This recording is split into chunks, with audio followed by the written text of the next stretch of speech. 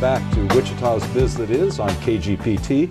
I'm Tim Witzman, and our guest today, Dr. Brett Anderson, who's the Executive Vice President. That's correct. Of Tabor College. And we were talking about Tabor here in Wichita. Universities have to be rethinking themselves these days. What's going on? How is a higher educational institution going to survive, thrive, and serve these days? What do you have to do? Well, in a word, it's through your value proposition. One of the great things about the internet is that you have information, and in this case education, that's available anywhere. It really breaks down the competitive barriers. In yesteryear, you competed with the college or university that was just down the street. Now, we're competing with colleges and universities all around the world. And so you have to focus on the value proposition for a particular institution about what makes you different, what makes you valuable, what makes you beneficial to the community or to your students. Technically, are there things that are different? I mean, when I was in grad school, I was carrying around Hollerith boxes, Hollerith cards, hoping mine would run at 3 in the morning, and then you'd run over and get it and find out what was wrong, try to resubmit it before somebody else got it. What's different today? Wow, technology accelerates everything.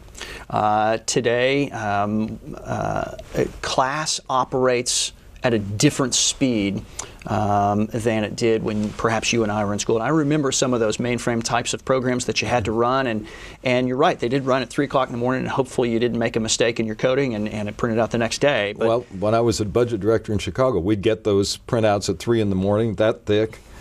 And I'd say, it's all 40 million. And they'd be in tears, like, happy. Because you'd have to run the whole thing again. It wasn't Absolutely. Like just looking through and making a little correction. Well, today you can go to class in a classroom.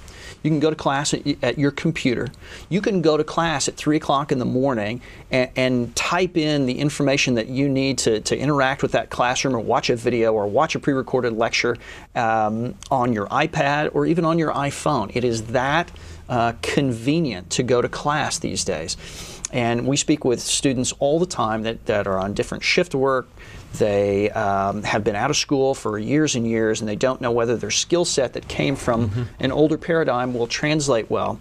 But that's actually the beneficial thing. Somebody who's been in the workforce for a long time actually makes it easier for them to come back to school because of the responsibilities that they've gained through a lifetime of career responsibility. If I talk to employers these days, and we do surveys every year, and they're not terribly complimentary of the new workers.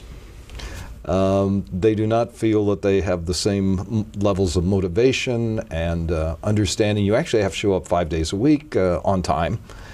What do you see as different about the new students? I notice things because I teach as well. Okay. Well, there's certainly a generational difference.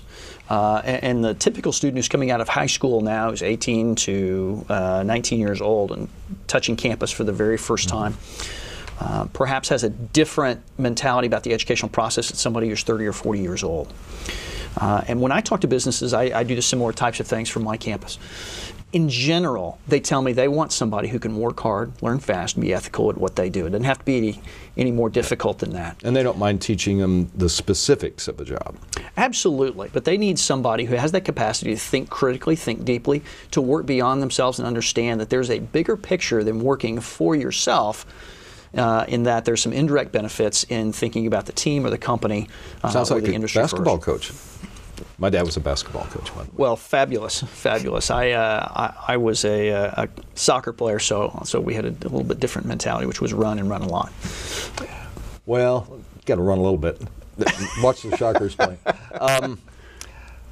Okay, so we have these folks with sometimes bringing different ways of looking at the world than perhaps we did. Well, they do. We live in a culture and in a day and an age where you have a couple of things that have radically changed. One is the advent of technology, and the ease of access to information leads to itself an impatience, if you will, in the culture where people want it and they want it now. Maximizing convenience. That's me. Very I want important. patience right now. Absolutely. Maximizing convenience is critically important in our industry, and making education convenient. But we also, as a Christian college, see the reality that we live in a day and an age when culture as a whole has discarded all notion of absolute truth. But we stand in the gap for absolute truth as found in the Bible and applied through the educational process. We want people to be able to see God's creation in every area of study, whether it be in the humanities, music, art, architecture, or in your professional career, business, education, nursing, that you can not just survive as a Christian in today's marketplace, but you can thrive. If someone enrolls at Tabor, what would be different? What would they see that's different than if they enrolled at one of the other options they have in this town? And we have good options in this town. We do. We have a great higher education community here, and we're proud to be part of it. Other than the fact that it's a college and you teach class, we have, to begin with, the first thing they're going to notice is outstanding customer service.